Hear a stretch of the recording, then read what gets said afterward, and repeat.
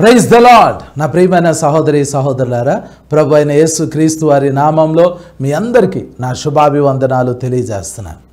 దేవుని బిడ్డ, మనము ప్రకటన గ్రంథం 15వ అధ్యాయము 5వ వచనం నుండి 8వ వచనం వరకే మనం ఈరోజు ధ్యానం చేయబోతున్నాం. ఈరోజు వాక్యంలోకి వెళ్ళబోయే ముందు ఒక అద్భుతమైన విషయం నేను మీకు తెలియజేస్తాను. అపోస్తుల కార్యాల గ్రంథం 2వ అధ్యాయం 17వ వచనంలో ఒక మాట రాయబడింది. అంత్యదినముల యందు మనుషులందరి మీద నా ఆత్మను కుమ్మరిస్తాను అని దేవుడు చెప్పాడు. అప్పుడు కొంతమంది ప్రవచిస్తారు, కొంతమంది దర్శనాలు చూస్తారు, కొంతమంది కలలు కంటారు. యోవేలు గ్రంథం 2వ అధ్యాయము 28వ వచనంలో కూడా ఈ ప్రవచనం రాయబడింది. మనుషులందరి మీద నా ఆత్మను కుమ్మరిస్తాను, మీ కుమారులు కుమార్తెలు ప్రవచిస్తారు, మీ యవనులకు దర్శనాలు వస్తాయి, మీ వృద్ధులు కలలు కందురు. ఈ ప్రవచనం ఉంది. యోవేలు గ్రంథం 2వ అధ్యాయం 28వ వచనము, అపోస్తుల కార్యాల గ్రంథం 2వ అధ్యాయం 17వ వచనము. ఈ వచనాలు దేని గురించి రాయబడి ఉన్నాయంటే అంత్యదినాల గురించి రాయబడిన ప్రవచనం. అంత్యదినం అంటే ఎప్పుడు? దానికి చాలా అర్థాలు ఉన్నాయి. యోహాను సువార్త 6వ అధ్యాయము 54వ వచనంలో యేసు ప్రభు అంటారు, నా శరీరం తిని నా రక్తం త్రాగువాడే నిత్య జీవం గలవాడు, అంత్యదినమున నేను వానిని లేపుదును అని చెప్పాడు. అంత్యదినాన లేపుదును అని అంటే ఎప్పుడు లేపుతాడు? అంత్యదినము అని అంటే సంఘం ఎత్తబడే దినం. ఒకరోజు ఆకాశంలో మనకి కడబోర మోగబోతుంది, ప్రభు శబ్దం వినబడబోతుంది, ప్రధాన దూత శబ్దం వినబడబోతుంది. ఆ బోర మోగినప్పుడు, ప్రధాన దూత శబ్దం వినినప్పుడు, అప్పుడు మృతులైన వారు, క్రీస్తునందుండి మృతులైన వారు మొదట లేస్తారు, వాళ్ళు లేపబడతారు. ఆ తర్వాత సజీవులమైన మనము లేపబడి పరలోకానికి ఎత్తబడతాం. ఇది అంత్యదినం. ఇక మనము ఆ రోజు ఈ భూమి మీద నుంచి లేపబడి పరలోకంలోకి వెళ్ళే దినం ఆ దినం. అది మనకి అంత్యదినం, క్రైస్తవ్యానికి అంత్యదినం, క్రైస్తవులకు అంత్యదినం. అది ఇక ముగింపు. ఇక అక్కడి నుంచి మనము ప్రభువుతో ఉంటాం.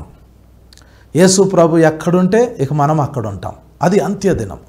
అయితే ఇక్కడ ఒక విషయం ఏంటంటే, ఈ అంత్యదినానికి ముందు దేవుడు తన ఆత్మని మనుషులందరి మీద కుమ్మరిస్తాను అని అన్నాడు. మీకు బాగా అర్థమయ్యేలా నేను చెప్తాను, వినండి.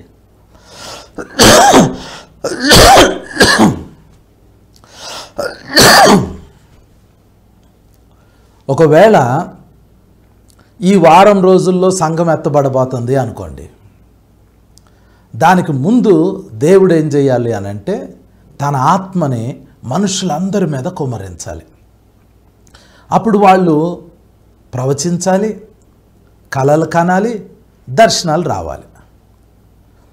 అప్పుడు సంఘం ఎత్తబడటానికి సమీపంగా ఉన్నాము అనేది మనకు అర్థమైంది. అవును, దేవుని ఆత్మ కుమ్మరింపబడితే ఏం జరుగుతుంది? ఇప్పుడు మీరున్నారు, మీ మీద దేవుని ఆత్మ అపరిమితంగా కుమ్మరింపబడింది అనుకోండి, మీరు ఏడుస్తారు, మీరు ప్రార్థన చేస్తారు. మీ దగ్గరకు ఎవరైనా వచ్చి అమ్మా నువ్వు ఎందుకు ఏడుస్తున్నావు అని అడిగారు అనుకోండి, మీరేమంటారో తెలుసా? నాకు యేసు ప్రభు కావాలి అని అంటారు.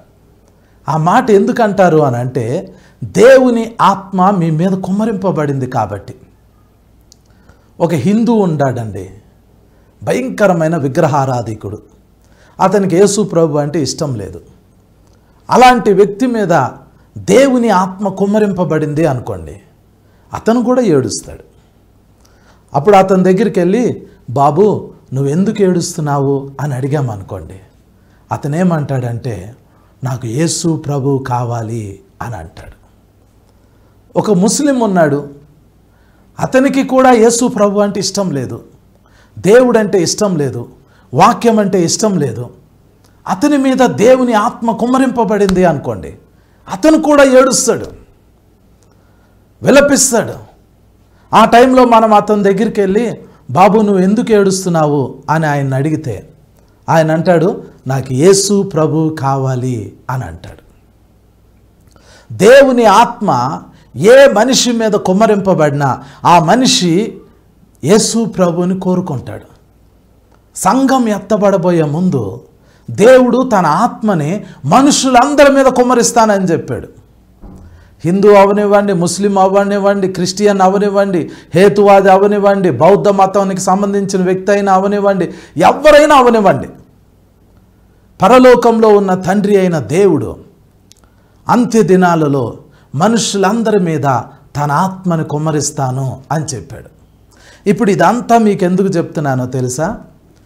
ఇశ్రాయేలీలు యేసు ప్రభుని అంగీకరించట్లేదు, పాలస్తీనా వాళ్ళు యేసు ప్రభుని అంగీకరించట్లేదు.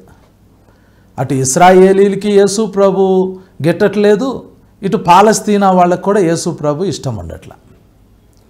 మనం ఇప్పుడు ఇజ్రాయెల్ దేశంలోకి వెళ్ళి ఇశ్రాయేలీలకి బాబు యేసు ప్రభుని నమ్ముకో అని చెప్తే వాళ్ళు వినరు.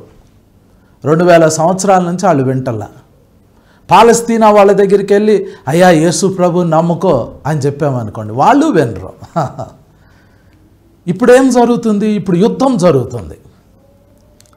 గాజాలో ఉన్న పాలస్తీనా వాళ్ళు, హమాస్ తీవ్రవాదులు ఇశ్రాయేలీల మీద దాడి చేస్తున్నారు.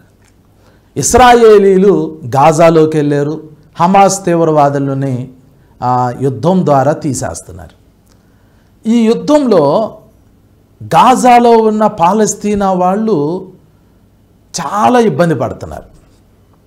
ఇశ్రాయేలీలు తమ సైన్యాన్ని తీసుకుని గాజాలోకి వెళ్ళి గాజాలో ఉన్న ఆ హమాస్ తీవ్రవాదులు ఉన్న స్థావరాలన్నిటిని ఏర్పడేస్తూ ఉంటుంటే పాలస్తీనాలో ఉంటున్న అరబ్ వాళ్ళు, ఇస్లాం మతానికి సంబంధించిన వాళ్ళు మానసికమైన ఒత్తిడిలోకి వెళ్ళిపోయారు. వాళ్ళ ఇల్లు కూలిపోయినాయి, తినటానికి తిండి లేదు, ఉండటానికి నివాసం లేదు, వాళ్ళ పిల్లలు చనిపోతున్నారు ఈ హమాస్ ఇశ్రాయేలీల మధ్య జరుగుతున్న ఈ పోరాటంలో. అయితే అమెరికాకి సంబంధించిన ఒక సిబిఎన్ న్యూస్ ఛానల్ అని ఒకటి ఉంది. వాళ్ళు అక్కడ ఒక అద్భుతమైన విషయాన్ని గమనించారు, దాన్ని టీవీలో కూడా వేశారు, ఒక న్యూస్ని గమనించారు. అదేంటంటే ఈ గాజాలో ఉన్న పాలస్తీనా వాళ్ళు నిద్రపోయినప్పుడు వాళ్ళకి కలలో యేసు ప్రభు ప్రత్యక్షమవుతున్నాడు. కొంతమంది ప్రార్థన చేసుకుంటున్నప్పుడు వాళ్ళకి దర్శనంలో యేసు ప్రభు ప్రత్యక్షమవుతున్నాడు. పాలస్తీనా వాళ్ళ మీద దేవుని ఆత్మ కుమ్మరింపబడుతుంది. ఇశ్రాయేలీలు వాళ్ళకి సువార్త ప్రకటించలా, పాలస్తీనాలో ఉన్న సువార్థికులు సువార్త ప్రకటించలా. వాళ్ళు ఆ గాజాలో ఉన్న పాలస్తీనా వాళ్ళంతట వాళ్ళేదో ప్రార్థన చేసుకుని, వాళ్ళ దేవుడికి ఏదో ప్రార్థన చేసుకుని, వాళ్ళకు తోచినట్టు ఏదో ఆరాధన చేసుకుని వాళ్ళు పడుకుని నిద్రపోతే వాళ్ళ దేవుడు వాళ్ళ కలలో కనపడాలి, కానీ వాళ్ళకి యేసు ప్రభు కలలో ప్రత్యక్షమవుతున్నాడు. వాళ్ళు నిద్రపోయి లెగిసిన తర్వాత ఆ కళ చూసిన తర్వాత ఆ గాజాలో ఉన్న పాలస్తీనా వాళ్ళు ఏడుస్తున్నారు. ఎందుకు ఏడుస్తున్నావు నాయనా అని అతన్ని అడిగితే వాళ్ళు ఏం చెప్తున్నారంటే నాకు యేసు ప్రభు కావాలి అంటున్నారు. ఇంకొక ఆశ్చర్యమైన విషయం ఏంటంటే ఆ పాలస్తీనాలో ఇప్పుడు ఈ యుద్ధం జరుగుతున్న ఈ తీవ్రమైన పరిస్థితుల మధ్యలో 200 మంది పాలస్తీనా వాళ్ళు ఒకే రోజు యేసు ప్రభుకి తమ జీవితాన్ని అప్పగించారు. ఇందులో ఆశ్చర్యం ఏముంది అని అంటారు కొంతమంది. ఇందులో ఆశ్చర్యం ఏంటంటే ఆ 200 మందికి ఒకే కళ వచ్చింది. ఇది ఆశ్చర్యం, ఇది అద్భుతం. ఎక్కడైనా ఒకే ఇంట్లో నలుగురు ఉన్నప్పుడు ఆ నలుగురికి ఒకే టైంలో ఒకే కళ వచ్చిద్దా? అలా వచ్చినట్టు నేను ఎక్కడ వినలా. నలుగురు ఇంట్లో ఉంటే ఒకళ్ళ కళ వచ్చిద్ది, ఆ కళ అందరికీ వచ్చినట్టు నేను ఎక్కడ వినలేదు. కానీ ఈ గాజాలో ఉన్న ఈ 200 పాలస్తీనా వాళ్ళకి అందరికీ ఒకే కళ వచ్చింది. వాళ్ళందరికీ ఆ కళలో యేసు ప్రభు ప్రత్యక్షమయ్యారు. వాళ్ళందరూ యేసు ప్రభుకి తమ జీవితాన్ని అప్పగించుకుంటున్నారు. అక్కడ ఉన్న ఒక తీవ్రవాది, అతను ఆల్రెడీ ఇంతకుముందు ఎప్పుడో మారు మనసు పొందాడు. యాషర్ అరాఫత్ తోటి అతను కలిసి పనిచేశాడు. షార్ప్ షూటర్ అతనిచ్చిన సాక్ష్యం ఏంటంటే అతను ఒక ప్రవచనం చెబుతున్నాడు. ఈ యుద్ధం అయిపోయిన తర్వాత ఈ పాలస్తీనాలో యేసు ప్రభు కోసం ఒక గొప్ప ఉద్యమం రాబోతుంది అని అంటున్నాడు. ఇప్పుడు జరుగుతున్న యుద్ధం అయిపోయిన తర్వాత ఆ పాలస్తీనాలో ఉన్న ఆ పాలస్తీనీయులకి, ఆ గాజాలో ఉన్న పాలస్తీనీయులకి ఒక గొప్ప ఉజ్జీవం రాబోతుంది అని ఆయన చెబుతున్నాడు. మనకి మన భారతదేశానికి ఒక అద్భుతమైన వరము డాక్టర్ డిజిఎస్ దినకరన్ గారు. ఆయన బ్రతికి ఉన్నప్పుడు ఆయన్ని ఒక ఇంటర్వ్యూలో ఒక ప్రశ్న అడిగారు. సంఘం ఎప్పుడు ఎత్తబడచ్చు అని అడిగారు. ఆయన ఏం చెప్పారంటే, మిడిల్ ఈస్ట్లో అంటే ఇజ్రాయెల్ దాని పరిసర ప్రాంతాల్లో రక్తం ఏర్లై పారిద్ది, అప్పుడు సంఘం ఎత్తబడిద్ది అని చెప్పారు ఆయన. ఇప్పుడు అదే జరుగుతుంది. మిడిల్ ఈస్ట్లో యుద్ధాలు జరుగుతున్నాయి, యుద్ధాలు ప్రారంభమైనవి, రక్తం ఏర్లై పారుతుంది.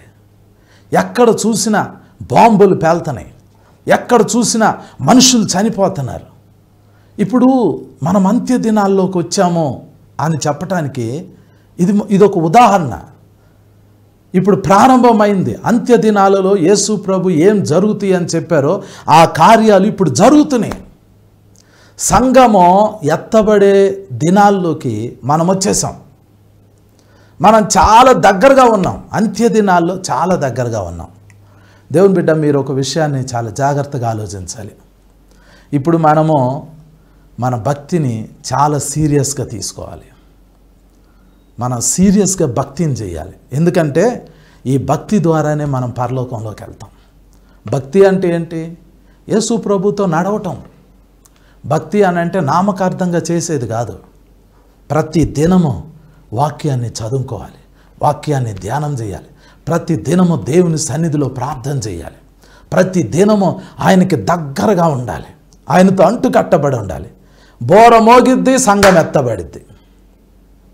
కాబట్టి మనము చివరి దినాల్లో ఉన్నాం కాబట్టి మనం చాలా జాగ్రత్తగా ఉండాలి. మనల్ని మనం సిద్ధపరచుకోవాలి, మన కుటుంబాలను సిద్ధపరచుకోవాలి, మన ఇరుగు పొరుగు వాళ్ళని సిద్ధపరిచి ఆ బోర మోగిన వెంటనే పరలోకంలోకి వెళ్తాము అనే విషయాన్ని అందరికీ తెలియజేయాలి. దేవుని బిడ్డ, ప్రకటన గ్రంథం 15వ అధ్యాయము 5 నుండి 8 వచనాల వరకు ఈరోజు మనం ధ్యానం చేయబోతున్నాం. దయచేసి మీ బైబిల్స్ ఓపెన్ చేయండి. ప్రకటన గ్రంథం 15వ అధ్యాయం 5 నుండి 8వ వచనం వరకు. అటు తర్వాత నేను చూడగా సాక్ష్యపు గుడార సంబంధమైన ఆలయము పరలోకమందు తెరవబడెను. 7 తెగుళ్ళు చేత పట్టుకొని ఉన్న ఆ 7 దూతలు నిర్మలమును ప్రకాశమానమునైన రాతిని ధరించుకొని రొమ్ముల మీద బంగారు దట్టీలు కట్టుకొనిన వారై ఆ ఆలయములో నుండి వెలుపలికి వచ్చిరి. అప్పుడు ఆ 4 జీవులలో ఒక జీవి యుగ యుగములో జీవించు దేవుని కోపముతో నిండి ఉన్న 7 బంగారు పాత్రలను ఆ 7 దూతలకిచ్చెను. అంతటా దేవుని మహిమ నుండి ఆయన శక్తి నుండి వచ్చిన పొగతో ఆలయము నింపబడినందున ఆ 7 దూతల యొద్ద ఉన్న 7 తెగుళ్ళు సమాప్తి అగు వరకు ఆలయమందు ఎవడనూ ప్రవేశింపజాలకపోయెను. ప్రార్థన చేసుకుందాం. పరిశుద్ధుడా తండ్రి, నాయనా మీకు వందనాలు ప్రభా. మీరు సమస్తాన్ని చేయగలరు తండ్రి. మీకు అసాధ్యమైనది ఏదీ లేదు నాయన. ఈరోజు ప్రభా తండ్రి అయిన దేవా, యేసుక్రీస్తు వారి నామంలో, దేవుని గొర్రెపిల్ల అయిన యేసుక్రీస్తు వారి నామంలో మీ సన్నిధిలోకి వస్తున్నాం నాయన. Thank you lord. పరిశుద్ధాత్మ సహాయంతో మీ సన్నిధిలోకి వస్తున్నాం తండ్రి. పరమ తండ్రి, ఈరోజు ఈ వాక్యం ద్వారా నాతో మాట్లాడండి. ఈ వాక్యం ద్వారా ఈ లైవ్ కార్యక్రమంలో పాల్గొంటున్న ప్రతి కుమారుడు, ప్రతి కుమార్తెతో మాట్లాడండి నాయన. అద్భుతం చేయండి తండ్రి. సహాయం చేయండి నాయన. నాతో, మాతో, అందరితో మాట్లాడమని యేసు నామంలో ప్రార్థించి వేడుకొంచున్నాం తండ్రి. ఆమేన్, ఆమేన్, ఆమేన్. దేవుని బిడ్డ, యోహాను ఈ 15వ అధ్యాయం 5వ వచనంలో ఏమంటున్నాడంటే, అటు తర్వాత నేను చూడగా సాక్ష్యపు గుడార సంబంధమైన ఆలయము పరలోకమందు తెరవబడెను అంటున్నాడు. ఇశ్రాయేలీలకి మొట్టమొదటి గుడారం, ప్రత్యక్షపు గుడారం మోషే కట్టాడు. మోషేని దేవుడు పరలోకం తీసుకుని వెళ్ళాడు. పరలోకంలో ఉన్న ఈ ప్రత్యక్షపు గుడారాన్ని మోషేకి చూపించాడు. మోషే మరలా భూమి మీదకి వచ్చాడు. ఆ భూమి మీదకి వచ్చిన తర్వాత ఇశ్రాయేలీయులకి ఆ ప్రత్యక్షపు గుడారాన్ని తయారు చేయించాడు. అందులో దేవుని మహిమ ఉండేది. ఆ ప్రత్యక్షపు గుడారం కొన్ని రోజులు అయిపోయింది, కొన్ని సంవత్సరాలు అయిపోయిన తర్వాత దావీదు కాలంలో దావీదు అనుకున్నాడు, ఈ ప్రత్యక్షపు గుడారం అనేది ఎప్పుడో మోషే కాలంలో చేశారు, ఇది పాతదైపోయింది. నేనేమో రాజకోటలో ఉన్నాను, అద్భుతమైన కోటలో నేను నివసిస్తున్నాను. దేవుని గుడారమేమో ఈ టెంట్లో ఉంది, గుడారంలో ఉంది, దేవుని మందసము. ఇది మంచిది కాదు అని చెప్పి దావీదు దేవుని కొరకు ఒక మందిరం కట్టించాలి అనుకున్నాడు. కానీ దేవుడు అన్నాడు, నైనా నీ చేతులు రక్తంతో ఉన్నాయి, నువ్వు యుద్ధాలు చేసి చాలామందిని చంపావు, అక్రమంగా కూడా చంపావు, చాలామందిని చంపిన రక్తం నీ చేతులకు అంటుకుని ఉంది కాబట్టి నీ చేతులతో నా మందిరాన్ని కట్టొద్దు. నీ గర్భంలో నుండి ఒక వ్యక్తి వస్తాడు, అతడు నా కొరకు ఒక మందిరం కడతాడు అని దేవుడు చెప్పాడు. సరే అని దావీదు తర్వాత సొలొమోను వచ్చాడు, దావీదు కుమారుడు. సొలొమోను దేవునికి మందిరం కట్టించాడు. అది చాలా అద్భుతంగా ఉండేదంట. అది మనం చూడాల. ఎందుకంటే సొలొమోను కట్టించిన దేవాలయాన్ని కొద్ది సంవత్సరాల తర్వాత ఇరాక్ నుంచి, అంటే బబులోను దేశం నుంచి వచ్చిన నెబుకద్నెజరు కాల్చేశాడు, పడగొట్టేశాడు. దాని పునాదులు కూడా లేకుండా కూలగొట్టేశాడు. మనం మోషే కట్టిన ఆ ప్రత్యక్షపు గుడారము చూడలేదు, సొలొమోను కట్టిన దేవాలయాన్ని చూడలే. తర్వాత కొన్ని రోజులకి ఈ ఇశ్రాయేలీల్లోనే జరుబ్బాబేల్ అనే అతను వచ్చి ఆ పడిపోయిన సొలొమోను మందిరం స్థలంలోనే ఆ పునాదుల మీద ఇంకొక ఆలయాన్ని నిర్మించాడు. కొన్ని వందల సంవత్సరాలు అయిపోయిన తర్వాత ఈ ఇశ్రాయేలు దేశానికి హేరోదు రాజుగా వచ్చాడు. ఈయనేమనుకున్నాడంటే, ఇశ్రాయేలీలకి ఈ మందిరాన్ని సుందరంగా నేను కట్టిస్తే వీళ్ళ ఓట్లన్నీ నాకే పడతాయి, వీళ్ళందరూ నాకు దాసులుగా ఉంటారు అని హేరోదు మహారాజు జరుబ్బాబేలు కట్టించిన ఆ మందిరాన్ని ఇంకా సుందరమైనదిగా కట్టించాడు, ఎక్స్టెన్షన్ చేశాడు, ఇంటీరియర్స్ అవన్నీ బాగా చేయించాడు. ఆ మందిరంలో యేసు ప్రభు నడిచారు. అయితే క్రీస్తు శకం 70వ సంవత్సరంలో రోమా సైనికులు వచ్చి ఆ మందిరాన్ని కూలగొట్టేశారు. ఇప్పుడు ఎన్నైనాయి? మోషే ప్రత్యక్షపు గుడారం ఒకటే, దాని తర్వాత సొలొమోను కట్టించిన దేవాలయం ఒకటే, దాని తర్వాత జరుబ్బాబేలు లేదా హేరోదు మహారాజు కట్టించిన మందిరం ఒకటి. ఇవన్నీ పరిశుద్ధ స్థలాలు. వీటిలో మనం వేటిని మనం చూడాల. యాక్చువల్గా మోషే కట్టించిన ఆ యొక్క ప్రత్యక్షపు గుడారం ఏంటంటే అది టెంట్, అది మడత పెట్టేవాళ్ళు, మళ్ళీ ఓపెన్ చేసి పెట్టుకునేవాళ్ళు, ఎక్కడంటే అక్కడ వేసేవాళ్ళు. అది ప్రత్యక్షపు గుడారం. సొలొమోను కట్టించిందే దేవాలయం, మొట్టమొదటి దేవాలయం. జరుబ్బాబేలు హేరోదు వాళ్ళు రెండో దేవాలయాన్ని కట్టించారు. మనం అవేవి చూడాల, అవి చాలా సుందరమైనవి, అద్భుతమైనవి, దేవుని నామ ఘనత కొరకు అవి కట్టబడినాయి. మనం వాటిని చూడాల. కాకపోతే ఒక అద్భుతమైన విషయం ఏంటంటే, ఇప్పుడు ఇశ్రాయేలీలకి మందిరం లేదు, మోషే ప్రత్యక్షపు గుడారము లేదు, సొలొమోను కట్టించిన దేవాలయము లేదు, జరుబ్బాబేలు స్టార్ట్ చేసి హేరోదు ముగించిన ఆ ఆలయం కూడా లేదు. ఇశ్రాయేలీలకి ఇశ్రాయేలు దేశంలో యెరూషలేం పట్టణంలో మందిరం లేదు వాళ్ళకి. అయితే అద్భుతమైన విషయం ఏంటంటే, ఇశ్రాయేలీలు మళ్ళీ యెరూషలేం పట్టణంలో ఒక మందిరం కడతారు. దానిని మనం చూస్తాం, అది మనం మిస్ కాకూడదు. మోషే కట్టిన ప్రత్యక్షపు గుడారం మనం చూడాల, సొలొమోను దేవాలయాన్ని చూడాల, జరుబ్బాబేలు హేరోదు వాళ్ళు చేసిన ఆ మందిరాన్ని మనం చూడాల. కానీ ఇప్పుడు ఇశ్రాయేలీలు ఒక మందిరాన్ని కట్టబోతున్నారు. అది మనం చూస్తాం. ఆ మందిరాన్ని మనం చూస్తాం. ఏమో రేపు ఈ సంవత్సరం కానీ, వచ్చే సంవత్సరం కానీ, ఆ పై వచ్చే సంవత్సరం కానీ ఎప్పుడైనా కట్టొచ్చు. కానీ వాళ్ళు కట్టడానికి అన్నీ రెడీ చేసుకున్నారు. చాలా సమీపంగా ఉంది వాళ్ళు మందిరం కట్టే దినం. అది మనం చూస్తాం. రెండవది, మనకి బోర శబ్దం మోగిన వెంటనే మనం పరలోకంలోకి వెళ్తాం. పరలోకంలో ఒక మందిరం ఉంది, ఒక ఆలయం ఉంది. దానిని మనం చూస్తాం. అది రెండోది. భూమి మీదేమో ఇశ్రాయేలీలు కట్టే ఆ మందిరాన్ని, ఆ ఆలయాన్ని చూస్తాము. రెండవది, మనం పరలోకం వెళ్ళిన తర్వాత పరలోకంలో అసలు దేవుని సముఖంలో ఉన్న ఆ యొక్క ఆలయాన్ని చూస్తాం. అది ఒక అద్భుతం. రెండవ ఆలయం అక్కడ ఉంది. యోహాను అదే చూస్తున్నాడు. మళ్ళీ చదువుతున్నాను చూడండి. ప్రకటన గ్రంథం 15వ అధ్యాయం 5వ వచనము. అటు తర్వాత నేను చూడగా సాక్ష్యపు గుడార సంబంధమైన ఆలయము పరలోకమందు తెరవబడెను. పరలోకంలో తెరవబడిన ఆ ఆలయము, యోహాను చూస్తున్న ఆలయము, మనం పరలోకం వెళ్ళినప్పుడు దాన్ని చూస్తాం, ఆ ఆలయాన్ని చూస్తాం. అది రెండోది. ఇక మూడవ ఆలయం ఉంది. మూడవ ఆలయం ఎప్పుడు వచ్చింది అని అంటే, ఇప్పుడు కొద్ది రోజుల్లో ఇశ్రాయేలీలు యెరూషలేములో మందిరం కడతారు. కానీ క్రీస్తు విరోధి వస్తాడు. వాడొచ్చి ఆ మందిరంలో నేనే దేవుడిని అని కూర్చుంటాడు. అప్పుడు ఇశ్రాయేలీలు చెదరిపోతారు. ఆ తర్వాత ఒక యుద్ధం జరిగిద్ది. దాన్ని అర్మగెద్దోను యుద్ధం అంటారు. ఆ యుద్ధం అప్పుడు ఆ ఆలయం కూడా పడిపోయిద్ది. అయితే యేసుక్రీస్తు రెండవ రాకడలో యేసు ప్రభు భూమి మీదకు వస్తారు. యేసు ప్రభు స్వయంగా తానే భూమి మీదకు వస్తారు. యేసు ప్రభు రెండవ రాకడలో ఆయనతో పాటు మనం కూడా వస్తాం. యేసు ప్రభు ఈ భూమి మీదకు వచ్చి డైరెక్ట్గా యెరూషలేం పట్టణంలోకి వెళ్తారు.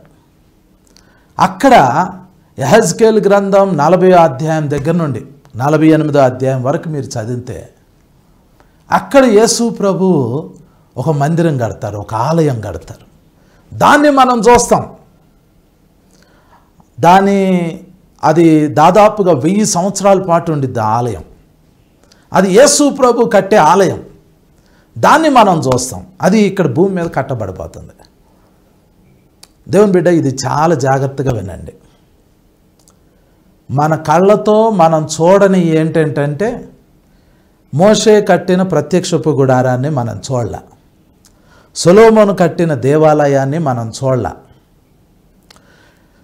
జెరుబ్బాబేలు దగ్గర నుండి హేరోదు వరకు కట్టబడిన దేవాలయాన్ని మనం చూడలే. ఆ మూడు మనం చూడలే. కానీ కొద్ది రోజుల్లో ఇశ్రాయేలీలు కట్టే మందిరాన్ని మనం చూస్తాం. ఎందుకంటే దాదాపుగా అది మన కాలంలో నెరవేరటానికి అవకాశం ఉంది. వాళ్ళు అన్నీ సిద్ధం చేసుకున్నారు ఆ మందిరం కట్టడానికి. భూమి మీద ఇశ్రాయేలీలు కట్టే మందిరాన్ని చూస్తాము. తర్వాత సంఘం ఎత్తబడిన తర్వాత మనం పరలోకం వెళ్ళిన తర్వాత పరలోకంలో దేవుని సముఖంలో ఉన్న ప్రత్యక్షపు గుడారానికి సంబంధించిన ఆ పరిశుద్ధమైన ఆలయాన్ని చూస్తాము. మళ్ళీ పరలోకం నుండి మళ్ళీ భూమి మీదకి వచ్చినప్పుడు భూమి మీద ఇశ్రాయేలీలు కట్టిన ఆలయం పడిపోయి ఉంటే అక్కడ యేసు ప్రభు కట్టే ఆ ఆలయాన్ని చూస్తాం.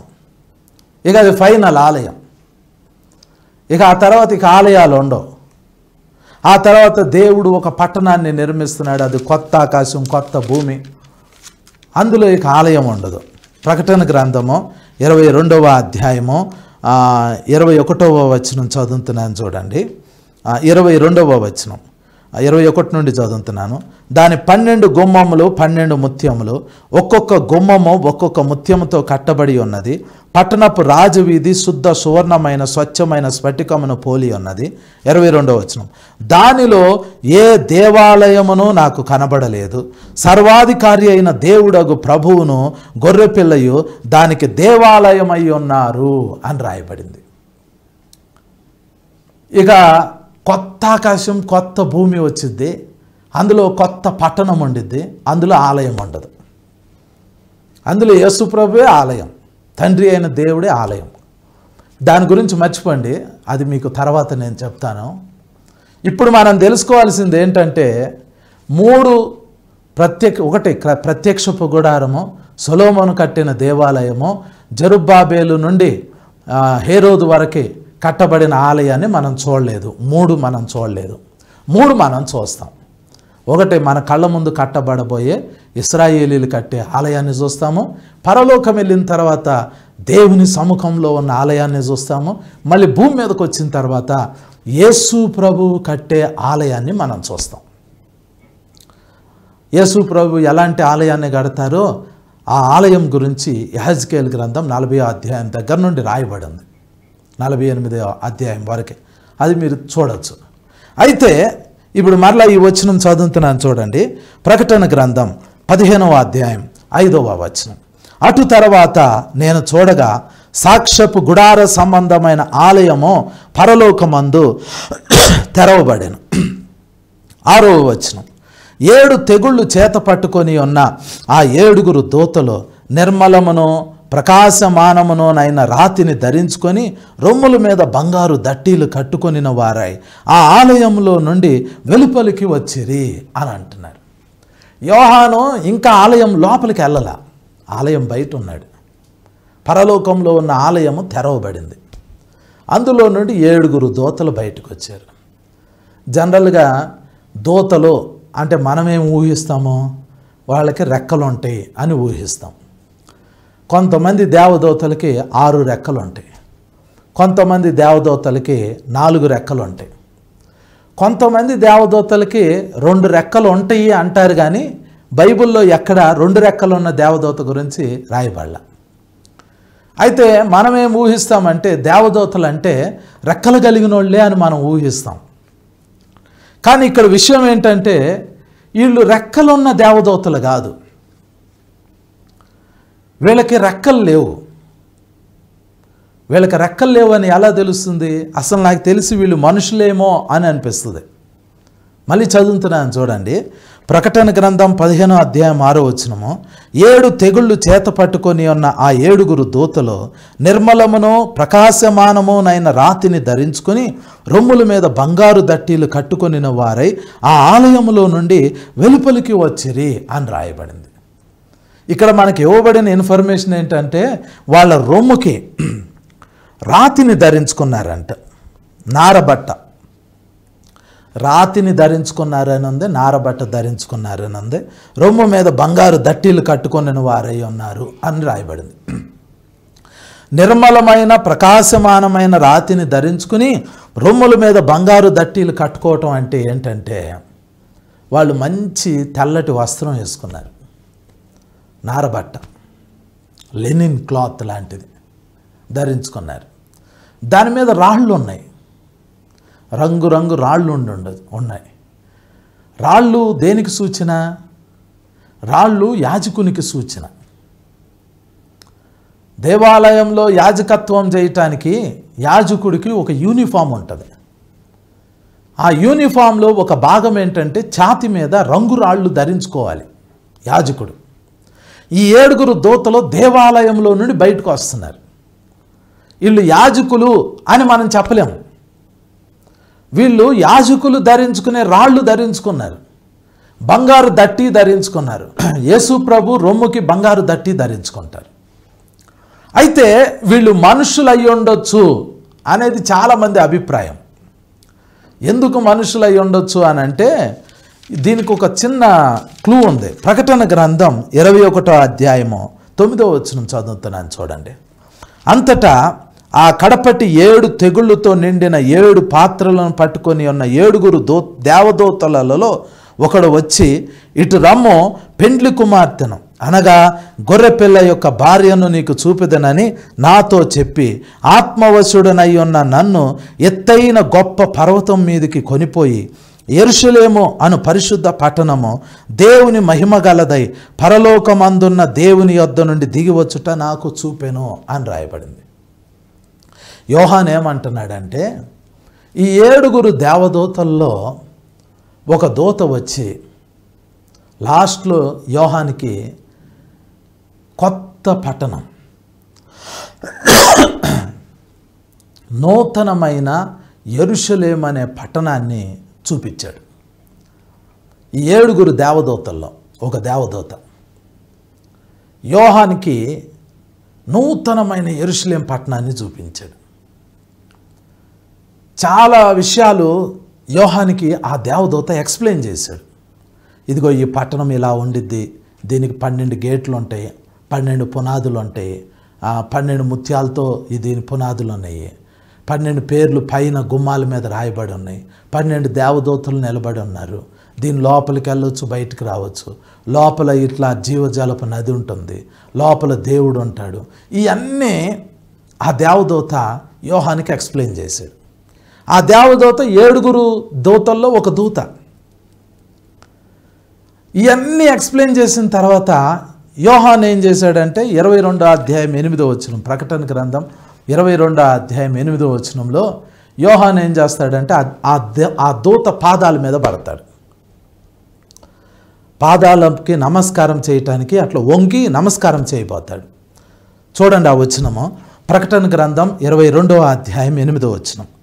యోహానను నేను ఈ సంగతులను వినినవాడను చూచినవాడను. నేను విని చూచినప్పుడు వాటిని నాకు చూపుచున్న దూత పాదముల ఎదుట నమస్కారం చేయుటకు సాగిలపడగా అతడు, వద్దు సుమి, నేను నీతోనూ ప్రవక్తలైన నీ సహోదరులతోనూ ఈ గ్రంథమందున్న వాక్యములను గైకొను వారితోనూ సహదాసుడును, దేవునికే నమస్కారము చేయమని చెప్పాను. అర్థమైందా మీకు ఆ విషయము? యోహాను ఆ దూత పాదాల మీద పడుతున్నాడు. ఎందుకు పడుతున్నాడు అంటే ఆ దేవదూత అసలు నూతనమైన యెరూషలేం పట్టణం మొత్తం చూపించాడు. ఆ దూత మహిమ అట్లా ఉంది. యోహాను వెళ్ళిపోయి అయ్యా నీకు నమస్కారం అని చెప్పి ఆయన పాదాల మీద పడతా ఉంటుంటే ఆ దూత ఏమంటున్నాడంటే, బాబు నాకు సాగిలపడద్దు, నేను నీ సహోదరుణ్ణే, నేను నీ వంటి వాణ్ణే. ఏమేమి అంటున్నాడు? ప్రవక్తలైన నీ సహోదరులతోనూ ఈ గ్రంథమందున్న వాక్యములను గైకొను వారితోనూ సహదాసుడును అంటున్నాడు. అంటే మన బ్రదర్ అంటున్నాడు. ఈ గ్రంథంలో ఉన్న వాక్యాలు గైకొనేది మనమే, ప్రవక్తలో మనకి మనుషులే. ఆ దేవదూత ఏమంటున్నాడంటే, నేను మీతో పాటు బ్రదర్ని. ఈ ప్రకటన గ్రంథం చదివేవాళ్ళు, దాన్ని పాటించేవాళ్ళు, ప్రవక్తలు, మీ అందరూ ఎట్లాగో నేను మీ అందరిలో ఒకడిని, నేను మీ బ్రదర్ని అని చెబుతున్నాడు. బ్రదరా? 7 దేవదూతల్లో ఒక దూత కదా నువ్వు, అయితే బ్రదర్ ఎట్లా అవుతావు? అది మనకు తెలీదు. ప్రకటన గ్రంథము మనకు అర్థమైనంత వరకు చెబుతాం. మనకి ఇదంతా బాగా అర్థమైపోయింది అని మనం అనుకుంటాం. రేపు పరలోకం వెళ్తే మనం విన్నది, మన కామెంటరీస్లో ఉన్నది, మనకు చూపించింది వీటన్నిటికంటే గొప్పగా ఉంటుంది. ఇప్పుడు ఆ 7 దూతలు డౌట్ ఏంటంటే, మనుషుల్నే దేవుడు దేవదూతలుగా అక్కడ పెట్టాడేమో అని అనుకుంటున్నారు. ఇంకో విషయం తెలుసా? ఈ ఉగ్రతా పాత్రలు అనేవి కుమ్మరింపబడే సమయంలో మనం పరలోకంలో ఉంటాం. ఆ 7 దేవదూతల్ని మనం చూస్తాం. మనం ఆ దేవాలయంలోకి వెళ్తాం, దేవాలయాన్ని చూస్తాం, కానీ దేవాలయంలో ఎక్కువసేపు ఉండం. అందులో నుంచి ప్రభు మనల్ని బయటికి తీసుకొస్తాడు. కొంతమంది ఏమనుకుంటారంటే, పరలోకంలోకి వెళ్ళిన తర్వాత దేవుడు మనల్ని అన్ని ప్లేసెస్ చూడనిస్తాడా అని. బైబిల్లో ఒక వచనం ఉంది. అదేంటంటే, దేవుడు తన సొంత కుమారుని ఈయటానికి వెనుక తీయలేదంట. ఆయనతో పాటు మనకి సమస్తాన్ని ఎందుకు ఇవ్వడో అని పౌలు అంటున్నాడు. పరలోకంలో యేసు ప్రభు కంటే గొప్పది ఏది లేదండి. పరలోకంలో ఉన్న పట్టణాలు కానీ, పరలోకంలో ఉన్న ఆ మందిరాలు కానీ, పరలోకంలో ఉన్న ఛాంబర్స్ కానీ ఏవి యేసు ప్రభు కంటే గొప్పవి కాదు. తండ్రి అయిన దేవుడు తన సొంత కుమారుడైన యేసయ్యనే మనకి ఇవ్వటానికి వెనుక తీయకపోతే ఇంకా పరలోకంలో ఉన్న సమస్తము మనకెందుకు ఇవ్వడం? మనం పరలోకంలో చాలా విషయాలు అనుభవించబోతున్నాం. అయితే ఇక్కడ ఆ 7 తెగుళ్ళు మళ్ళీ ప్రకటన గ్రంథం 15వ అధ్యాయం 6వ వచనం మళ్ళీ చదువుతున్నాను చూడండి. 7 తెగుళ్ళు చేత పట్టుకొని ఉన్న ఆ 7 దూతలు నిర్మలమును ప్రకాశమానమునైన రాతిని ధరించుకొని రొమ్ముల మీద బంగారు దట్టీలు కట్టుకొనిన వారై ఆ ఆలయంలో నుండి వెలుపలికి వచ్చిరి. అప్పుడు ఆ 4 జీవులలో ఒక జీవి యుగ యుగములో జీవించు దేవుని కోపముతో నిండి ఉన్న 7 బంగారు పాత్రలను ఆ 7 దూతలకిచ్చెను అని రాయబడింది. యోహాను బాప్తిస్మం ఇచ్చే యోహాను, ఆయన బాప్తిస్మం ఇస్తూ ఆయన మాటి మాటికి ఒక మాట చెప్పేవాడు. రాబో ఉగ్రత నుండి తప్పించుకొనుటకు మీకు బుద్ధి చెప్పిన వాడెవడు అని అంటాడు మత్తయి సువార్త 3వ అధ్యాయంలో. దేవుని ఉగ్రత ఈ భూమి మీద కుమ్మరింపబడబోతుంది. మీరు ఒక విషయాన్ని చాలా జాగ్రత్తగా అర్థం చేసుకోవాలి. ప్రకటన గ్రంథంలో 7 ఏళ్ల మహాశ్రమల గురించి రాయబడి ఉంది. ఈ 7 ఏళ్ల మహాశ్రమ ఎప్పుడు ప్రారంభమైంది అంటే, క్రీస్తు విరోధి అనేవాడు ప్రత్యక్షపరచబడాలి. వాడు వస్తాడు. వాడొచ్చి ఇశ్రాయేలీలతో 7 సంవత్సరాల పాటు నిబంధన చేస్తాడు. వాడు ఏ రోజైతే ఇశ్రాయేలీలతో 7 సంవత్సరాల నిబంధన చేస్తాడో ఆ రోజు నుండి 7 ఏళ్ల మహాశ్రమలు ప్రారంభమవుతాయి. ఈ 7 ఏళ్ల మహాశ్రమల్లో 2 భాగాలుగా అవి జరుగుతాయి. 7 సంవత్సరాల కాలాన్ని 2 భాగాలు చేస్తే మొదటి 3.5 సంవత్సరాలు, ఆ తర్వాత 3.5 సంవత్సరాలు. ప్రకటన గ్రంథంలో తెగుళ్ళు ఉన్నాయి, ఉగ్రత పాత్రలు ఉన్నాయి. తెగుళ్ళు అంటే ఏంటి? తెగుళ్ళు అంటే ఏంటి? తెగుళ్ళు అంటే 7 బోరలు ఊదినప్పుడు, 7 బోరలు ఊదినప్పుడు ఈ భూమి మీదకి తెగుళ్ళు వస్తాయి. మరి ఉగ్రత అంటే 7 పాత్రలు కొమ్మరింపబడినప్పుడు దేవుని ఉగ్రత వచ్చింది. ఇది మనం కన్ఫ్యూజ్ కాకూడదు. 7 సంవత్సరాల ఆ కాలంలో మొదటి 3.5 సంవత్సరాలు తెగుళ్ళు వస్తాయి. ఆ తర్వాత 3.5 సంవత్సరాలు దేవుని ఉగ్రత వచ్చింది. ఈ మొత్తాన్ని శ్రమల కాలం అంటారు. మొదటి 3.5 సంవత్సరాలు ఉగ్రత కాదు, దేవుని ఉగ్రత కాదు, అవి తెగుళ్ళు. ఆ తెగుళ్ళు ఎందుకు వస్తాయి? ఐగుప్తు దేశంలో మోషే ఫరో దగ్గరికి వెళ్ళి, నా జనులైన ఇశ్రాయేలీల్ని దేవుడు తనను సేవించడానికి పొమ్మంటున్నాడు అని అంటే, ఫరో యెహోవా ఎవరో నాకు తెలియదు అని అంటాడు. అలా ఫరో తన హృదయం కఠినపరుచుకునే ప్రతి సమయంలో ఒక్కొక్క తెగులు ఐగుప్తు దేశం మీద విడుదలైంది. అవి తెగుళ్ళు. ఆ తెగుళ్ళు రిలీజ్ అయ్యే కొలదే ఐగుప్తులో ఉన్న ప్రజలు యెహోవాయే దేవుడు అని తెలుసుకున్నారు. తెగుళ్ళు అయిపోయిన తర్వాత ఇశ్రాయేలీలు ఐగుప్తు నుంచి బయటకు వచ్చేసేటప్పుడు ఇశ్రాయేలీలతో పాటు చాలామంది ఐగుప్తీయులు కూడా వచ్చేసారు బయటికి. ఎందుకంటే యెహోవాయే దేవుడు అని తెలుసుకున్నారు. అట్లాగే క్రీస్తు విరోధి వచ్చినప్పుడు 7 ఏళ్ల శ్రమల కాలం అని అనుకుంటున్న ఆ సమయంలో మొదటి 3.5 సంవత్సరాలు ఆకాశం నుండి దేవుని ఉగ్రత రాదు, కానీ తెగుళ్ళు వస్తాయి. తెగుళ్ళు ఎవరు పంపిస్తారు? ఎవరు పంపిస్తారు అని అంటే, ఇశ్రాయేలు దేశంలో ఆ రోజు ఆ 7 ఏళ్ల శ్రమల కాలంలో మొదటి 3.5 సంవత్సరాల పాటు ఇశ్రాయేలు దేశంలో యెరూషలేం పట్టణంలో 2 ప్రవక్తలు ఉండబోతున్నారు. వాళ్ళు మోషే ఏలియాలు అవ్వచ్చు, లేదా ఏలియా హానోక్ అవ్వచ్చు, ఎవరైనా కావచ్చు. ఆ 2 ప్రవక్తలు ఈ భూమి మీద క్రీస్తు విరోధితో పోరాడతారు.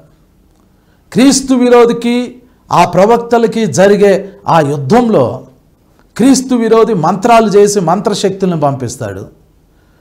ఈ 2 సాక్షులు ఆకాశంలో వైపు చేతులెత్తి తెగుళ్ళను భూమి మీదకి రప్పిస్తారు. ఆ 7 తెగుళ్ళు 7 బోర్లు. 7 బోర్లు ఓదుతున్నప్పుడు మొదటి 3.5 సంవత్సరాల కాలంలో తెగుళ్ళు భూమి మీద విడుదలవుతాయి. ఆ మొదటి 3.5 సంవత్సరాలు అయిపోయిన తర్వాత ఈ ఉగ్రత పాత్రలు కుమ్మరింపబడతాయి. ఉగ్రత పాత్రలు ఆఖరి 3.5 సంవత్సరాల కాలంలో కుమ్మరింపబడతాయి. ఉగ్రత పాత్రలు కుమ్మరింపబడే టైంలో సంఘం ఇక్కడ ఉండదు.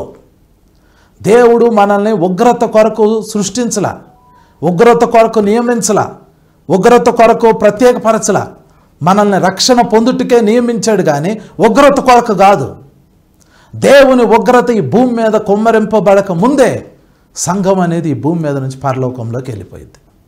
అంటే ఒక్క మాట చెప్పాలి అని అంటే, మనము పరలోకంలోకి వెళ్ళిపోయిన తర్వాత పరలోకంలో ఉన్న 7 దేవదూతలు దేవుని 7 ఉగ్రతా పాత్రలు పట్టుకుని ఒక్కొక్క పాత్రను భూమి మీద కుమ్మరిస్తారు.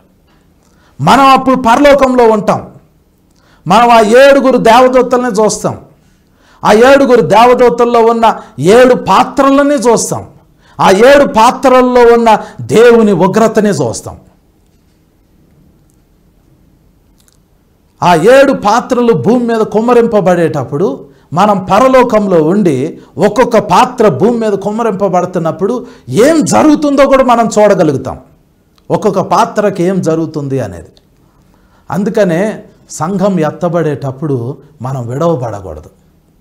కొంతమంది ఏమంటున్నారు అని అంటే, సంఘం ఎత్తబడిన తర్వాత విడవబడిన వాళ్ళ కోసం యేసు ప్రభు మళ్ళీ ఇంకొక అవకాశం ఇస్తాడు, వాళ్ళని మళ్ళీ రక్షిస్తాడు అని అంటున్నారు. అలా జరగదు. సంఘం ఎత్తబడే టైంలోనే మనం ఎత్తబడాలి. బోర మోగిద్ది, మనం ఈ భూమి మీద నుంచి పరలోకానికి వెళ్ళిపోవాలి.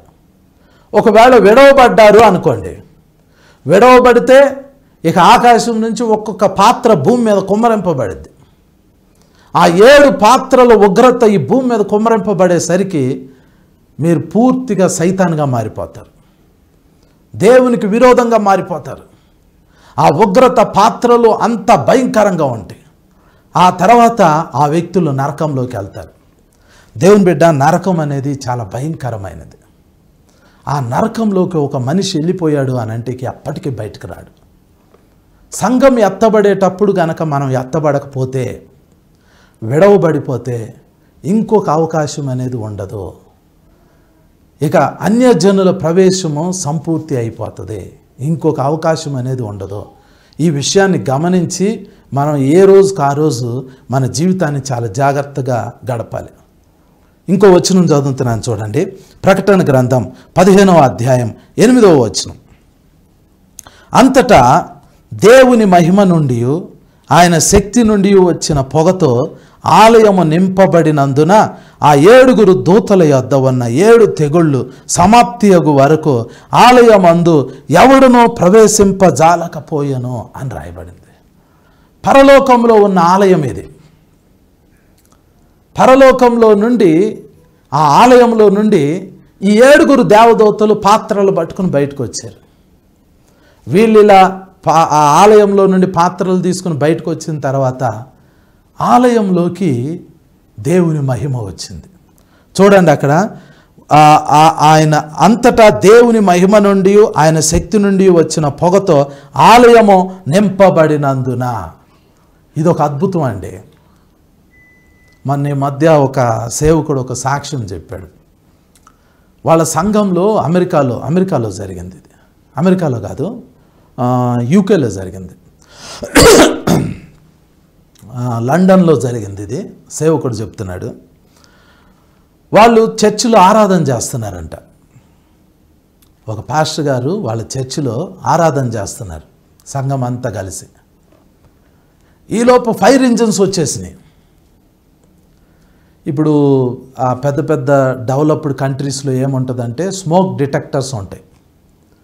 చర్చిలోనే పైన చిన్న ఎక్విప్మెంట్ ఉంటుంది రౌండ్గా. పొరపాటున అపార్ట్మెంట్లో ఏమైనా మంటలు వచ్చి పొగలు వచ్చినాయి అనుకోండి, అప్పుడు ఆ పైన ఉన్న ఆ స్మోక్ డిటెక్టర్కి ఆ పొగ తగిలిన వెంటనే ఫైర్ ఇంజిన్ వాళ్ళకి అది ఆటోమేటిక్గా ఇన్ఫర్మేషన్ ఇచ్చేసింది. అప్పుడు ఫైర్ ఇంజిన్ వాళ్ళు ఇమీడియట్గా ఆ లొకేషన్కి వచ్చేస్తారు. ప్రత్యేకంగా ప్రార్థన చేయాల్సిన అవసరం ప్రత్యేకంగా ఫోన్ చేయాల్సిన అవసరంలా ఫైర్ ఇంజిన్ వాళ్ళకి, వాళ్ళంతటా వాళ్ళే వచ్చేస్తారు. అయితే యూకేలో ఈ పాస్టర్ గారు ఆరాధన చేస్తూ ఉండినప్పుడు సడన్గా వాళ్ళు ఆరాధన చేస్తున్న ప్లేస్లో స్మోక్ వచ్చేసింది, ధూమం వచ్చేసింది, మేఘం వచ్చేసింది, పొగ వచ్చేసేసింది. వాళ్ళున్న ప్రాంతం అంతా నింపబడి ఉంది. కానీ మంటలు లేవు, అగ్ని లేదు. అది మంచి సువాసన ఇస్తుంది.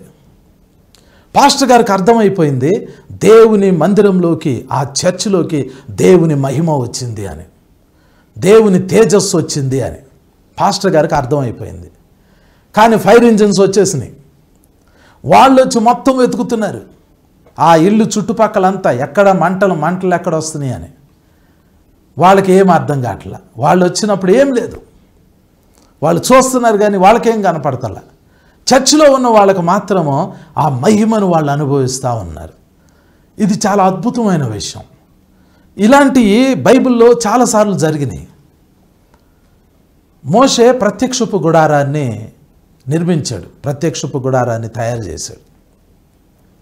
ఆ ప్రత్యక్షపు గుడారం తయారు చేయబడిన తర్వాత అది మొత్తం సెటప్ చేశారు. ఆ టెంట్లు వేయటము, లోపల పరిశుద్ధమైన ఉపకరణాలు పెట్టడము, అతి పరిశుద్ధ స్థలంలో మందసాన్ని పెట్టారు, పరిశుద్ధ స్థలంలో ఆ షివ్ బ్రెడ్ పెట్టే టేబుల్ని పెట్టారు, ఆ రొట్టె బల్ల పెట్టారు, క్యాండిల్ స్టిక్ని పెట్టారు. అంటే ప్రత్యక్షపు గుడారము తయారు చేయబడిన తర్వాత అది మొత్తం సెటప్ చేసి పెట్టేశారు. పెట్టేసిన తర్వాత మోషే ప్రార్థన చేశాడు. అప్పుడు ఏమైందో తెలుసా? ఒకసారి నిర్గమాకాండము 40వ అధ్యాయము 34వ వచనం చదువుతున్నాను చూడండి. అప్పుడు మేఘము ప్రత్యక్షపు గుడారమును కమ్మగా యెహోవా తేజస్సు మందిరమును నింపెను. ఆ మేఘము మందిరము మీద నిలుచుట చేత మందిరము యెహోవా తేజస్సుతో నిండెను గనుక మోషే ప్రత్యక్షపు గుడారంలోనికి వెళ్ళలేకుండెను అని రాయబడింది. నేను ఒకసారి ఒక పాస్టర్ గారు చర్చికి వెళ్ళాను. అది చాలా పెద్ద చర్చి. ఆ పాస్టర్ గారు చాలా గొప్ప పాస్టర్ గారు. ఆ పాస్టర్ గారు స్టేజ్ మీదకు వస్తున్నారు. వచ్చేటప్పుడు ఏం చేశారో తెలుసా? రంగురంగుల లైట్లు పెట్టారు. పాస్టర్ గారు వస్తున్నారు అని అనౌన్స్ చేశారు, స్టేజ్ మీదకు వస్తున్నారు అని. ఈలోపు కింద నుంచి కొన్ని పైప్స్లో నుంచి స్మోక్ని రిలీజ్ చేశారు. పొగొచ్చేసింది, భూ అని పొగొచ్చేసింది. ఆ రంగురంగుల లైట్లలో, ఆ అద్భుతమైన తెల్లటి పొగలో మంచి సూట్ వేసుకుని అయ్యగారు వచ్చారు. స్టేజ్ మీదకి అయ్యగారు వచ్చారు. ఇక అందరూ చప్పట్లు కొట్టారు, అబ్బా పాస్టర్ గారు వచ్చారు అని. ఇంకొక ఆయన ఇక్కడే హైదరాబాద్లోనే ఇంకొక సువార్తికుడు, ఆయన ఒక పాటలో సీడీ రిలీజ్ చేస్తున్నాడు అప్పట్లో. అయితే జనం అందరూ హాల్లోకి వచ్చేసారు. స్టేజ్ మీద మళ్ళీ లైట్లు జిగేల్ లైట్లు పెట్టారు. లైట్లు పెట్టిన తర్వాత అనౌన్స్ చేశారు, ఇప్పుడు అయ్యగారు వస్తున్నారు, అందరూ చప్పట్లు కొట్టండి అని. అయ్యగారు అట్లా స్టేజ్ మీదకి వచ్చే టయానికి ఒక తెల్లటి పొగ పైప్స్లో నుంచి జుయ్యని రిలీజ్ చేశారు. ఆ పొగ స్టేజ్ అంతా వచ్చేసింది. ఆ జిగేల్ లైట్ల మధ్యలో, ఆ అద్భుతమైన తెల్లటి పొగ మధ్యలో ఈ సువార్తికుడు అలా వచ్చి నిలబడ్డాడు. అప్పుడు అందరూ చప్పట్లు కొట్టారు. అవి ఎఫెక్ట్స్. అది చూస్తామంటే అరే చాలా బాగుందిరా అని అనిపించింది. ఆ జిగేల్ లైట్ల మధ్యలో, ఆ పొగల మధ్యలో ఆ సేవకుడు అలా రావటం. ప్రజెంటేషన్ కూడా ఉండాలి, అట్లా ఉంటేనే జనం వెళ్ళి చూస్తారు. అయితే ఇక్కడ ఏం జరిగింది అని అంటే, మోషే ప్రత్యక్షపు గుడారాన్ని కట్టాడు. 2 చేతులు దేవుని వైపు ఎత్తి, ప్రభు ఆ ప్రత్యక్షపు గుడారం నిర్మించాం నాయనా అని చెప్పాడు. ఈలోపు ఆకాశం నుండి ఒక మేఘం వచ్చేసింది. ఆ మేఘము ఆ ప్రత్యక్షపు గుడారంలోకి ప్రవేశించేసింది. యెహోవా తేజో మహిమ అందులోకి వచ్చేసేసింది. మేఘం వచ్చేసింది, యెహోవా తేజో మహిమ వచ్చేసింది. ఇంత గొప్ప ప్రవక్త మోషే ఆ ప్రత్యక్షపు గుడారంలోకి వెళ్ళలేకపోయాడు. అది ఆర్టిఫిషియల్ కాదు, ఇశ్రాయేలీలు పెట్టిన పొగ కాదు అది. యెహోవా తేజో మహిమ ఆ ప్రత్యక్షపు గుడారంలోకి వెళ్తే మోషే అందులో ప్రవేశించలేకపోయాడు. మోషే ఆ గుడారంలో నిలబడలేకపోయాడు. కొన్నిసార్లు దేవుడు అలా వచ్చేస్తాడండి. అమెరికాలో కూడా ఇది జరిగింది. అమెరికాలో ఒక సేవకుడు, ఆయన కూడా ప్రేయర్ చేస్తూ ఉంటున్నాడు, రూమ్లో తలుపేసుకుని ప్రేయర్ చేస్తూ ఉంటుంటే సడన్గా ఆయన రూమ్లోకి తేజో మహిమ వచ్చేసింది. ఒక మేఘం, ఒక పొగ ఆ స్థలంలోకి వచ్చేసింది. దేవుడు ధూమంలాగా ప్రత్యక్షమయ్యారు. మోషే నిర్మించిన ఆ ప్రత్యక్షపు గుడారంలోకి మోషేనే వెళ్ళలేకపోయాడు. యెహోవా తేజో మహిమ వచ్చిన తర్వాత. ఇది చాలా అద్భుతం కదండి, చాలా అద్భుతం. అది మనము దేవుని కొరకు ఒక మంచి చర్చిని నిర్మించుకున్నాం అనుకోండి, చక్కగా భోజనాలు పెట్టుకుంటారు, రిబ్బన్ కట్ చేస్తారు, ప్రార్థన చేస్తారు, భోజనం చేస్తారు, ఫోటోలు దిగుతారు, వెళ్ళిపోతారు. కానీ ఇశ్రాయేలీలు వాళ్ళు ప్రత్యక్షపు గుడారాన్ని తయారు చేసుకుంటే దాని ఓపెనింగ్కి దేవుడు వస్తున్నాడు. పరలోకం నుండి దేవుడు తన మహిమను ఆ ప్రత్యక్షపు గుడారంలోకి పంపిస్తున్నాడు. ఒకసారి ప్రత్యక్షపు గుడారంలోకి దేవుని తేజో మహిమ వెళ్ళిన తర్వాత ఇక ఎవరు వెళ్ళలేకపోతున్నారు. ఇది ఒకసారి కాదు, ఇంకోసారి కూడా జరిగింది. సొలొమోను దేవాలయాన్ని కట్టించాడు, అది కూడా చదువుతాను. సొలొమోను దేవాలయాన్ని కట్టించి మందసాన్ని తీసుకొచ్చి ఆ దేవాలయంలో ఫిక్స్ చేస్తారు, తీసుకొచ్చి పెడతారు మందసాన్ని. అప్పుడు ఏం జరిగింది? 8వ అధ్యాయం, రాజుల మొదటి గ్రంథము 8వ అధ్యాయము 10వ వచనం. యాజకులు పరిశుద్ధ స్థలములో నుండి బయటికి వచ్చినప్పుడు మేఘము యెహోవా మందిరమును నింపెను. కాబట్టి యెహోవా తేజో మహిమ యెహోవా తేజో మహిమ మందిరంలో నిండుకొనగా ఆ మేఘమున్న హేతువు చేత యాజకులు సేవ చేయుటకు నిలువలేకపోయిరి అని రాయబడింది. సొలొమోను ఎంతో గొప్ప అద్భుతమైన ఆలయాన్ని నిర్మించాడు, గొప్ప ఆలయాన్ని నిర్మించాడు సొలొమోను కట్టిన ఆలయంలోకి మందసం తీసుకొచ్చి అతి పరిశుద్ధ స్థలంలో పెట్టారు. అంతకుముందు దావీదు మందసాన్ని ఒక ప్లేస్లో పెట్టాడు. ఇప్పుడు యాజకులు ఆ మందసాన్ని అక్కడి నుంచి మోసుకొని వచ్చి సొలొమోను కట్టిన ఆ దేవాలయంలో అతి పరిశుద్ధ స్థలంలోకి తీసుకెళ్ళి ఆ మందసాన్ని అలా పెట్టారు. అలా పెట్టిన తర్వాత యెహోవా తేజో మహిమ ఒక మేఘం వలె ఆ ఆలయంలోకి అలాగా వచ్చేసింది. యెహోవా తేజో మహిమ వచ్చేసింది. యెహోవా తేజో మహిమ వస్తే యాజకులు యాక్చువల్గా లోపల ఉండాలి, పరిశుద్ధ స్థలంలో నిలబడి యాజకత్వం చేయాలి. వాళ్ళు ఏం చేస్తున్నారు? ఆ మేఘము లోపలికి వచ్చేసరికి ఒకరి తర్వాత ఒకళ్ళు బయటకు వచ్చేస్తున్నారు. ఆ మేఘము ఆ మహిమ హీట్ జనరేట్ చేసి ఉండొచ్చు. ఆ మహిమ తేజస్సుకి నిలబడలేకపోయారు.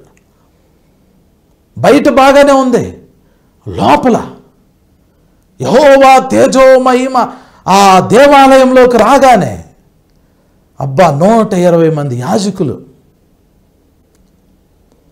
ఒక టెక్స్ట్ చెబుతుంది 120 మంది యాజకులు ఆ స్థలంలో లోపల ఉన్న 120 మంది యాజకులు ఒకరి తర్వాత ఒకళ్ళు బయట సొలొమోను నిలబడి ఉన్నాడు. సొలొమోను చూస్తున్నాడు. ఆకాశంలో నుండి యెహోవా తేజో మహిమ వచ్చి ఇలాగ దేవుని మందిరంలోకి వెళ్ళిపోయింది. లోపల యాజకులు ఒకరి తర్వాత ఒకళ్ళు బయటకు వస్తున్నారు. సొలొమోను అలాగే చూస్తూ ఉన్నాడు. అరే ఏంట్రా, దేవుని మహిమ, గాడ్స్ గ్లోరీ. మోషేనే అందులోకి వెళ్ళలేకపోయాడు, యాజకులు అక్కడ నిలబడలేకపోయారు, సొలొమోను అందులోకి వెళ్ళలేడు. యెహోవా తేజో మహిమ అది మనం అనుభవించాలండి. రేపు పరలోకం వెళ్తాం. సంఘం ఎత్తబడినప్పుడు, బోర మోగినప్పుడు మనందరం పరలోకంలోకి వెళ్తాం. పరలోకంలోకి వెళ్ళిన తర్వాత మన కళ్ళ ముందు ఇదంతా జరగబోతుంది. మనం నిలబడి ఉంటాం, ఆ దేవాలయం తెరవబడిద్ది. మనం ఒకసారి లోపలికి వెళ్తాం, తండ్రి అయిన దేవుణ్ణి చూసుకుంటాం, ఆయన ఆరాధన చేసుకుంటాము, మళ్ళీ బయటకు వచ్చేస్తాము. మళ్ళీ బయటకు వచ్చేసిన తర్వాత మళ్ళీ నిలబడతాం. అక్కడ పరలోకంలో అన్నీ చూస్తూ ఉంటాం. ఈ ఆలయము, ఈ ప్రత్యక్షపు గుడారం లాంటి ఈ సంబంధమైన ఈ ఆలయము పరలోకంలో తెరవబడిన తర్వాత మనం కూడా దాన్ని ఇలాగ చూస్తూ ఉంటాం. బయట నిలబడి ఇలా చూస్తూ ఉంటాం. ఆలయం బయట లోపల నుంచి 7 దేవదూతలు పాత్రలు పట్టుకుని ఒకరి తర్వాత ఒకళ్ళు బయటకు వస్తారు. 7 వస్తారు. వాళ్ళ పాత్రలు చూస్తాము, వాళ్ళనే చూస్తాం, మనం ఆలయాన్ని చూస్తాం. ఈలోపు ఏం జరిగిద్ది? యెహోవా తేజో మహిమ అందులోకి వెళ్తుంది. మళ్ళీ చదువుతున్నాను ఆ వచనం చూడండి. ప్రకటన గ్రంథం 15వ అధ్యాయం 8వ వచనం. అంతటా దేవుని మహిమ నుండి ఆయన శక్తి నుండి వచ్చిన పొగతో ఆలయము నింపబడినందున ఆ 7 దూతల యొద్ద ఉన్న 7 తెగుళ్ళు సమాప్తియగు వరకు ఆలయమందు ఎవడును ప్రవేశింపజాలకపోయాను. అంటే 3.5 సంవత్సరాల పాటు ఆ ఆలయంలోకి ఎవరు వెళ్ళలేరు. నేను ఇంతకుముందు ఒక మెసేజ్ చెప్పాను, మనం ఆలయంలో ఉంటాము అని. అది ట్రాన్స్లేషన్లో రెండు విధాలుగా ఉన్నాయి. ఈ ఆలయంలో అయి ఉండొచ్చు, లేదా భూమి మీద యేసు ప్రభు కట్టే ఆలయంలో కూడా అయి ఉండొచ్చు. అది 1000 ఏళ్ల పరిపాలన. ఈ ఆలయంలో అయి ఉండొచ్చు, ఆలయంలో అయి ఉండొచ్చు. కానీ ఈ ఆలయంలో అద్భుతమైన విషయం ఏంటంటే, మనం అక్కడ ఉండగానే ఆ తలుపులు ఓపెన్ అయిన వెంటనే ఆ దేవదూతలు పాత్రలు పట్టుకొని బయటకు వచ్చిన తర్వాత ఆ ఆలయంలోకి పొగ వెళ్తుంది. అది యెహోవా తేజో మహిమ. దాన్ని మనం చూస్తాం. గాడ్స్ గ్రేట్ గ్లోరీ మనం చూస్తాం. దేవుని బిడ్డ, మీకు ఒక విషయం తెలుసా? యేసు ప్రభువు ప్రార్థన చేసుకునేటప్పుడు మోషే, ఏలియా యేసు ప్రభుతో మాట్లాడుతూ ఉన్నారు. సడన్గా పేతురు, యోహాను, యాకోబు అది చూశారు. చూసి యేసు ప్రభు దగ్గరికి వచ్చి, అయ్యా నీ కోటే, మోషే కోటే, ఏలియా కోటే, పర్ణశాలలు ఇక్కడ కడతాము అని అన్నారు. అప్పుడేం జరిగిందో తెలుసా? ఒక మేఘం వాళ్ళు చూస్తూ ఉండగా వచ్చింది. పైన ఒక మేఘం వచ్చింది. అది ఎవరు చెప్పారు? పేతురే చెబుతాడు. ఆ వచనం చదువుతాను చూడండి. పేతురు రాసిన 2వ పత్రికలో పేతురు ఆ సాక్ష్యం చెప్తాడు. ఆ వచనం నేను చదువుతాను. పేతురు రాసిన 2వ పత్రిక 1వ అధ్యాయము 17వ వచనం, 16వ వచనం దగ్గర నుండి 17వ వచనం దగ్గర నుండి. పేతురు రాసిన 2వ పత్రిక 1వ అధ్యాయం 17వ వచనం. ఆయన మహత్యమును మేము కన్నులారా చూచిన వారమై తెలిపితిమి. ఈయన నా ప్రియ కుమారుడు, ఈయన యందు నేను ఆనందించుచున్నాను అను శబ్దము మహాదివ్య మహిమ నుండి ఆయన యొద్దకు వచ్చినప్పుడు తండ్రి అయిన దేవుని వలన ఘనతయో మహిమయో ఆయన పొందగా మేము ఆ పరిశుద్ధ పర్వతం మీద ఆయనతో కూడా ఉండిన వారమై ఆ శబ్దము ఆకాశము నుండి రాగా వింటిమి అంటున్నాడు. ఇది పేతురు చెబుతున్నాడు. పేతురు టెస్ట్ మనీ ఇది. మేము ఆ రోజు ఆ పర్వతం మీద ఉన్నాంరా బాబు. ఆకాశం నుండి ఒక మేఘం, తేజో మహిమ, అందులో నుండి స్వరం వచ్చింది.